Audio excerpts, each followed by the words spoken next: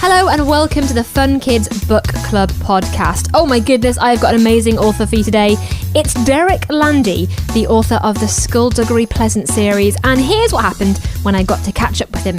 So I am joined down the line by the author Derek Landy. Hi Derek, thanks for joining us. No problem, hello there. I am very excited for you because you've got the 13th book in your Skulduggery Pleasant series coming out.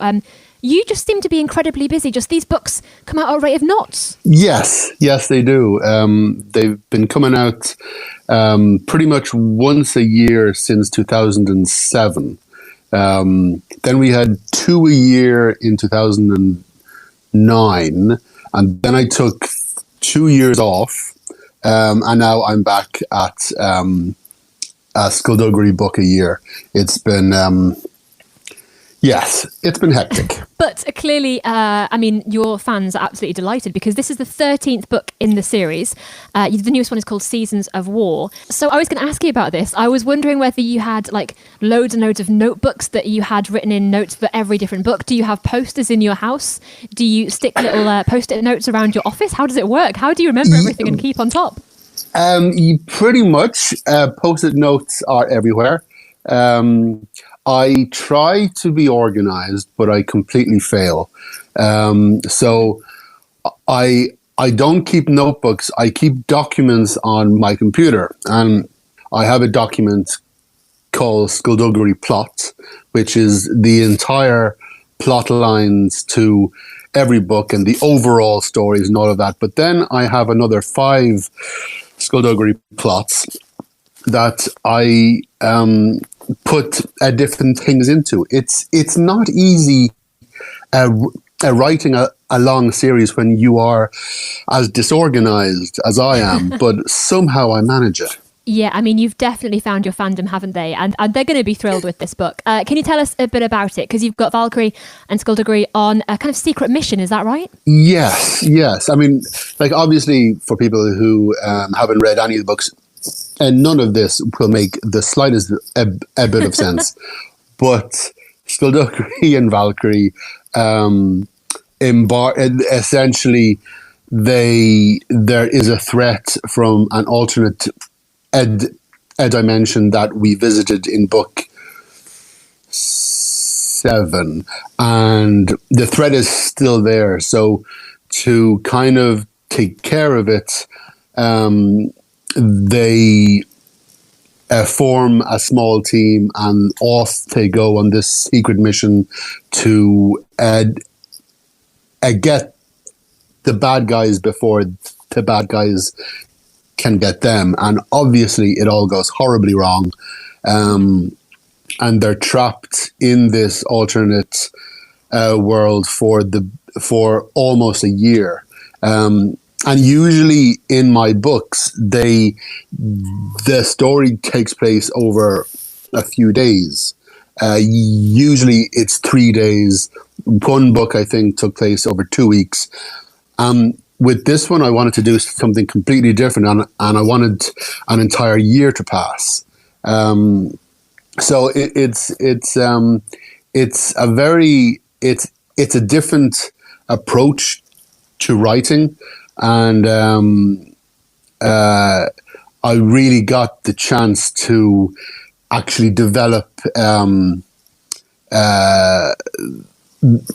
the main characters in the way, because obviously I do horrible things to everyone at every opportunity, and I just wanted to take the time to see how all of these horrible things I do impact them.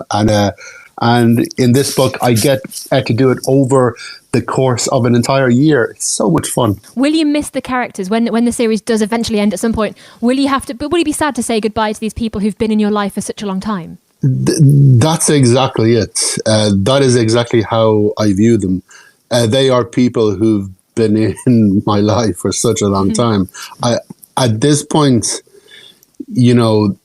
you stop viewing them as characters and you stop viewing them as names on a page, because they have lived inside my head for, I wrote the first book in 2005.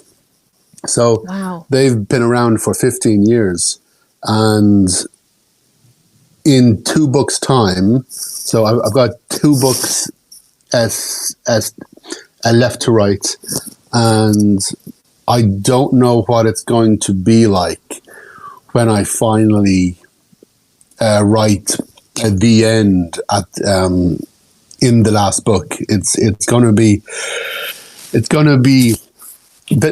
very strange. Obviously, I've got so many ideas for other stories, for other books, for whatever, and there's a part of me that can't wait to get to all of these other possibilities. But every year when I sit down to write the Skulduggery books, it is like meeting up with old friends. And so I'm going to miss that. Yeah, I can imagine it's like a reunion with your pals that you get to catch up with. For every author who comes onto Fun Kids, we have a little quick fire round of questions. Is it possible to do that with you now? Excellent. No pressure, obviously, just to get a feel for you as an author. So Okay. First question is books or Kindles? Oh, books. Heroes or villains? Oh, wow. As I've gotten older, I've gone from heroes to villains, back to heroes again.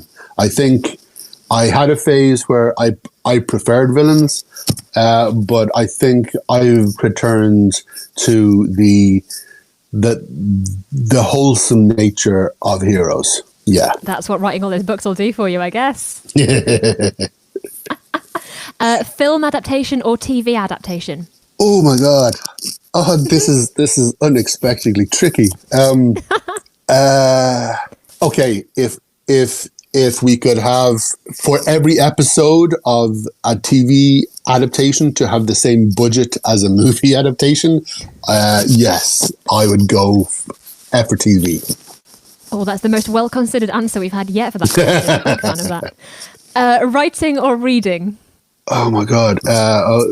Reading. I mean, writing is what I adore. But the only way I can write is by reading, and yeah, I could not give up reading. Again, everyone finds that very tricky. You'd be surprised. Yeah. Next up, His Dark Materials or Buffy the Vampire Slayer? Oh, Buffy. I mean, his Dark Materials, absolutely wonderful, but Buffy has instructed, as much as anything else, how I approach stories, how I approach characters. Like, along the way in my life, I can point to Spider-Man and Indiana Jones to tell me how to write heroes. But Buffy made me see that you can do important stories while still having fun with a load of vampires and monsters. Hogwarts or Narnia? Hogwarts, yes, yeah. I mean, I think I read the first. I think I read The Lion, the Witch, and the Wardrobe, and I saw, was it a cartoon adaptation when I was a kid? Right. That stayed with me.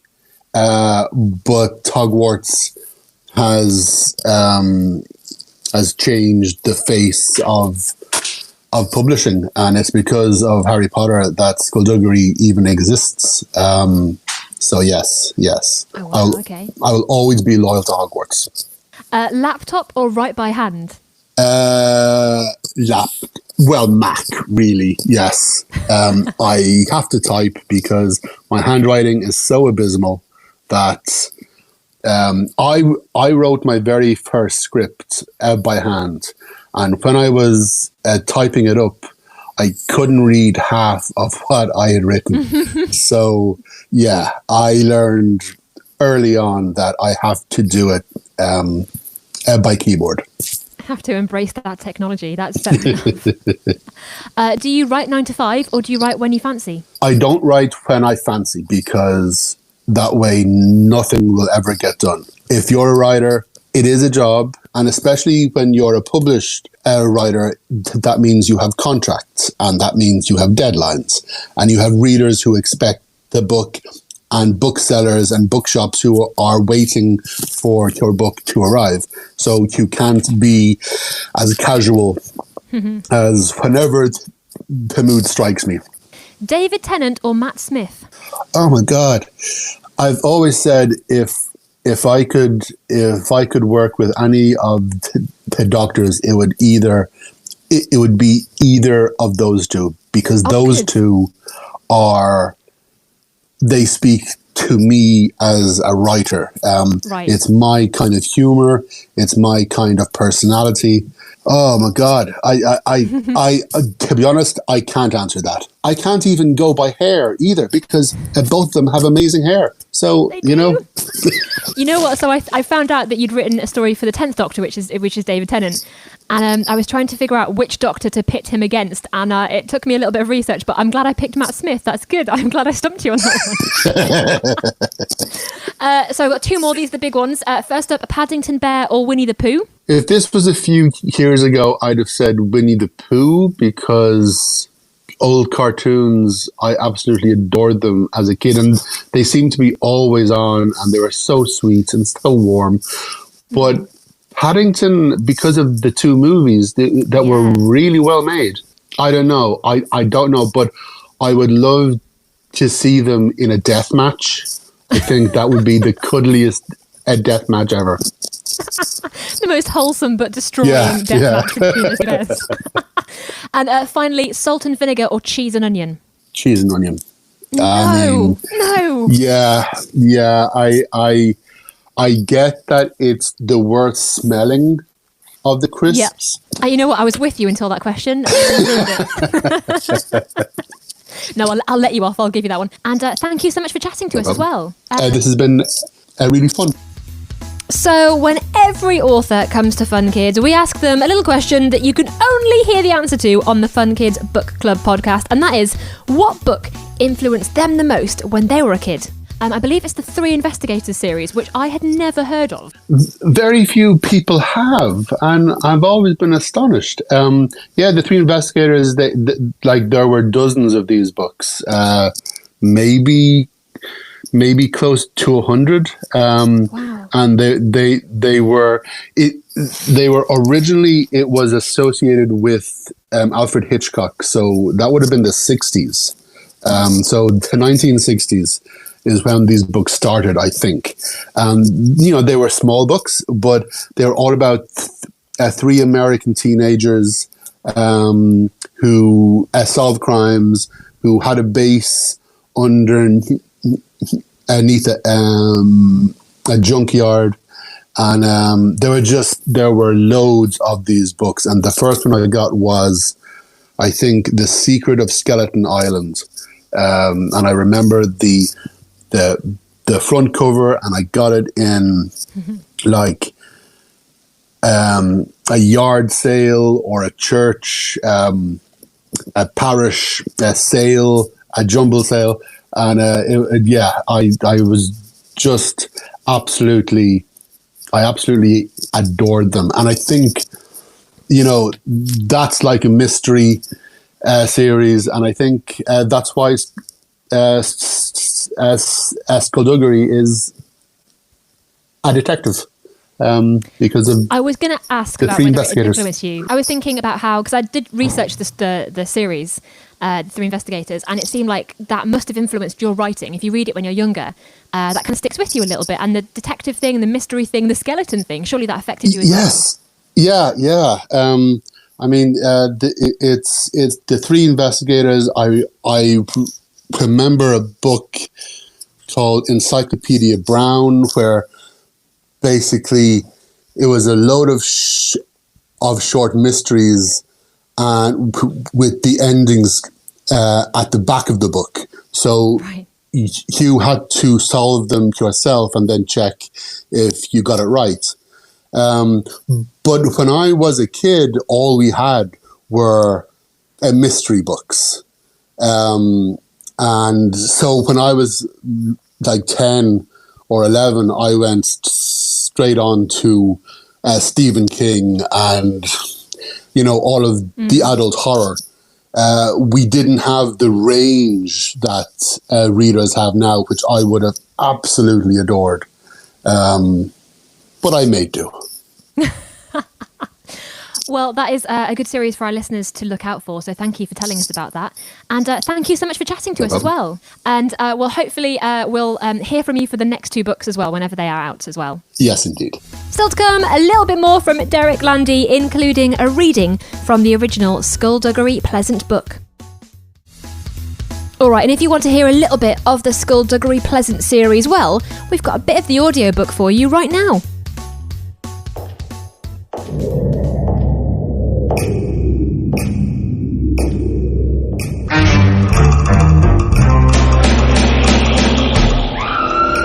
Skulduggery Pleasant by Derek Landy.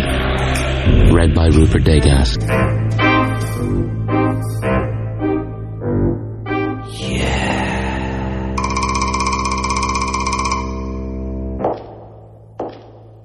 Chapter 1. Stephanie. Gordon Edgley's sudden death came as a shock to everyone, not least himself. One moment he was in his study, 7 words into the 25th sentence of the final chapter of his new book, and the darkness rained upon them. And the next he was dead. A tragic loss. His mind echoed numbly as he slipped away. The funeral was attended by family and acquaintances, but not many friends. Gordon hadn't been a well-liked figure in the publishing world, for although the books he wrote, tales of horror and magic and wonder, regularly reared their heads in the bestseller lists, he had the disquieting habit of insulting people without realizing it, then laughing at their shock. It was at Gordon's funeral, however, that Stephanie Edgley first caught sight of the gentleman in the tan overcoat. He was standing under the shade of a large tree, away from the crowd, the coat buttoned up all the way despite the warmth of the afternoon. A scarf was wrapped around the lower half of his face, and even from her position on the far side of the grave, Stephanie could make out the wild and frizzy hair that escaped from the wide-brimmed hat he wore low over his gigantic sunglasses. She watched him, intrigued by his appearance. And then, like he knew he was being observed, he turned and walked back through the rows of headstones and disappeared from sight. After the service, Stephanie and her parents travelled back to her dead uncle's house, over a humped-backed bridge and along a narrow road that carved its way through thick woodland. The gates were heavy and grand and stood open, welcoming them into the estate. The grounds were vast, and the old house itself was ridiculously big. There was an extra door in the living room, a door disguised as a bookcase, and when she was younger, Stephanie liked to think that no one else knew about this door, not even Gordon himself. It was a secret passageway, like in the stories she'd read, and she'd make up adventures about haunted houses and smuggled treasure. This secret passageway would always be her escape route, and the imaginary villains in these adventures would be dumbfounded by her sudden and mysterious disappearance. But now this door, this secret passageway, stood open, and there was a steady stream of people through it, and she was saddened that this little piece of magic had been taken from her. Tea was served, and drinks were poured, and little sandwiches were passed around on silver trays, and Stephanie watched the mourners casually appraise their surroundings. The major topic of hushed conversation was the will. Gordon wasn't a man who inspired or even demonstrated any great affection, so no one could predict who would inherit his substantial fortune. Stephanie could see the greed seep into the watery eyes of her father's other brother, a horrible little man called Fergus, as he nodded sadly and spoke somberly and pocketed the silverware when he thought no one was looking.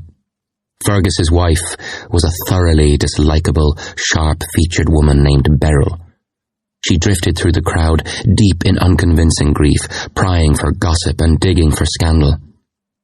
Her daughters did their best to ignore Stephanie. Carol and Crystal were twins, 15 years old, and as sour and vindictive as their parents. Whereas Stephanie was dark-haired, tall, slim and strong, they were bottle blonde, stumpy, and dressed in clothes that made them bulge in all the wrong places. Apart from their brown eyes, no one would guess that the twins were related to her. She liked that. It was the only thing about them she liked. She left them to their petty glares and snide whispers, and went for a walk. Lovely stuff. Thank you so much to Derek Landy. He was an amazing guest for the book club. And if you are loving these book club episodes, remember to rate, review and subscribe wherever it is you get your podcasts.